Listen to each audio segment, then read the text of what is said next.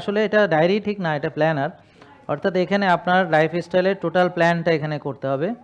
তো planning doctor করবেন, পুষ্টিবিদ করবেন, প্ল্যানিং আপনার ব্যায়ামের ওরা করবেন। এবং আপনারা এই যে 2 নম্বর এবং 3 নম্বর পৃষ্ঠাটা ভালো করে মনোযোগ দিয়ে পড়বেন, বুঝতে পারছেন? এই 2 এবং 3 নম্বর পৃষ্ঠা পড়ে আপনি দেখবেন যে আপনার কি কি অবস্থা, আপনি কোন অবস্থায় আছেন। তা ধরেন আপনার এখানে একটা উদাহরণ দেয় যে শারীরিক, অর্থাৎ আমি জেকে লাইফস্টাইল মেনে স্বাস্থ্যকর খাবার খেয়েছি, মানে আমি ধরেন এখানে আসলাম, আসার পরে আমাকে যে খাবার দিল, তো দেওয়ার পরে আমি কোন খাবারগুলো মনে করেন যে আমি আমাকে খেতে বলেছে, তা আমি কি তার ভেতরে খাবার খেয়েছি না তার বাইরে খাবার খেয়েছি? কি বুঝতে পারছেন কথা? তাহলে জেকে লাইফস্টাইল মেনে স্বাস্থ্যকর খাবার খেয়েছি কিনা। আমি রোদে গিয়েছি, ঘাসে হেঁটেছি এবং ব্যায়াম করেছি কিনা। তারপরে হচ্ছে আমি স্বাস্থ্যের জন্য ক্ষতিকর যেমন ধূমপান, মাদক বা বাজে খাবার, প্রসেসড আল্ট্রা প্রসেসড ফুড ত্যাগ করেছি কিনা। তারপরে আমি নিয়ম অনুযায়ী 8 ঘন্টা সঠিকভাবে ঘুমিয়েছি কিনা এবং সঠিক সময় ঘুমাতে গিয়েছি কিনা। তারপর হচ্ছে আমি স্বাস্থ্যবিধি অনুসরণ করে আমার যে হাইজিন মেনটেন করে পরিষ্কার পরিচ্ছন্নতার গুরুত্ব সেটা দিয়েছি কিনা। আর আমি পরিমিত মোবাইল, কম্পিউটার, টিভি ব্যবহার করি নাকি আমি অনেক রাত পর্যন্ত এটা ব্যবহার করি। তারপর হচ্ছে আমি প্রয়োজনীয় ফিজিক্যাল চেক আপ করেছি কিনা, যেমন আপনার হোমায়ার কত, ভিটামিন ডি কত, তো আপনি জানেন কিনা। তাইলে কিছু বিষয় আছে যে এরকম আপনার ভিতরে, যেমন আপনি আরও আছে সামাজিক, আর্থিক, মানসিক, হ্যাঁ, যে আমি কি আমার প্রাপ্তিগুলো নিয়ে সন্তুষ্ট নাকি আমি অসন্তুষ্ট। মানে আমি কি আলহামদুলিল্লাহ আল্লাহ আমাকে ভালো রেখেছে, নাকি আরে আমি ভালো নাই রে, আমার এই নাই রে, সেই নাই রে, অমুক সমস্যা রে, তমুক সমস্যা রে, মানে আপনার মানসিকতাটা কেমন। হ্যাঁ, বলে আলহামদুলিল্লাহ, হ্যাঁ।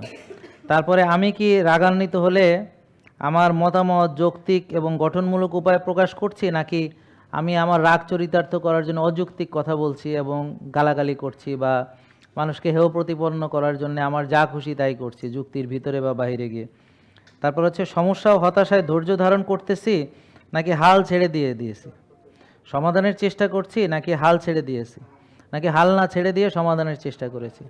তাহলে এই যে আপনাদের এই যে জিনিসগুলো আপনাদের বুঝতে হবে যে আমি যে কোনো পরিস্থিতিতে অস্থির না হয়ে শান্ত থেকে বুঝে শুনে সিদ্ধান্ত নেওয়ার চেষ্টা করছি, নাকি যে কোনো পরিস্থিতিতে অস্থির হয়ে পড়তেছি, হ্যাঁ হ্যাঁ আল্লাহ কী হইলো রে, হাইলে কী হইলো রে, এরকম করতেছি। আছে না এরকম লোকজন? তারপর হচ্ছে আমি আমার আবেগ কি আমি বোঝার চেষ্টা করি, পাশাপাশি আবেগ নিয়ন্ত্রণের চেষ্টা করি, নাকি আমার আবেগই আমারে সারা দিনটায় চালায়, যে এইটা খা, ওইটা কর, ব্যায়াম করিস না, রাত জাগ, টেনশন কর, হ্যাঁ, নাকি আমার আবেগ কি আমি নিয়ন্ত্রণ করি না আবেগ আমারে নিয়ন্ত্রণ করে। বুঝতে পারছেন? আবেগ প্রকাশের সময় সর্বোচ্চ ইতিবাচক থাকছি, গঠনমূলকভাবে বিনয়ের সাথে প্রকাশ করছি, নাকি নেগেটিভ হয়ে যাচ্ছি। আর আমি ইতিবাচকভাবে জীবনে নতুন চ্যালেঞ্জ ও পরিবর্তনের সাথে মানিয়ে নিয়েছি এবং এখান থেকে শেখার চেষ্টা করছি, হ্যাঁ, অথবা আমি শেখার চেষ্টা করছি না। তাহলে এই যে মানসিক যে বিষয়গুলো, তারপর আছে আর্থিক, পেশাগত, বুদ্ধিবৃত্তিক, হ্যাঁ, এবং পরিবেশগত। তো এই বিষয়গুলো আপনারা এটা কেউ পড়েছেন? কে পড়েছে? একজন। আর কে পড়েছে? 2 জন। আর কে পড়েছে? 3 জন।